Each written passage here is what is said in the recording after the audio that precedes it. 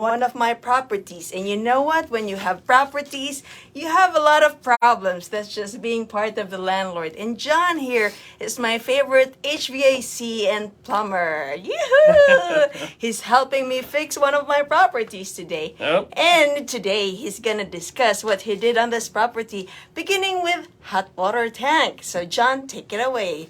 Lead us the way.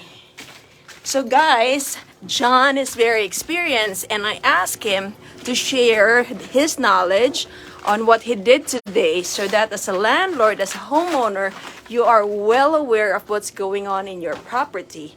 And so I told him I'm gonna take a video so that I could have this forever, so that I can take a look at it, review it in a few years from now, or I could share my knowledge and John's knowledge to you so that you as a homeowner, as a landlord, know what's going on in your most expensive investment, which is your property. So John is a certified plumber HVAC guy and he takes care of my properties.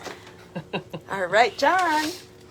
Well, she had an electric hot water heater that was an old failed one. She was getting domestic hot water off of what's called a combi boiler, which heats your house and your domestic hot water heater.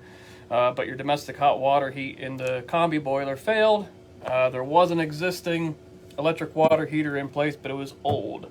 Upon trying to swap out and put a new one in, we also found that expansion tank up here, which is for potable water, was failed. It was full of water, the bladder inside. There's a bladder inside expansion tanks, and it's used for, as your water heats up, it increases your pressure. As your pressure increases, it needs a place to expand too. And that's what your expansion tank is for. It presses against your bladder, system cools down, presses back out of the system. So you have to have this whenever you have city water and check valves in place and everything. So hers was completely shot full of water, had to put a new one on. And this is set not just from factory. You don't just leave it out of the box and put it on. It does need to be set to whatever your house pressure is. In her case, it's a little high at 100 psi. Wow, I didn't know that. Thank you for that explanation, John. I didn't even realize that you would need an expansion tank if you have a hot water.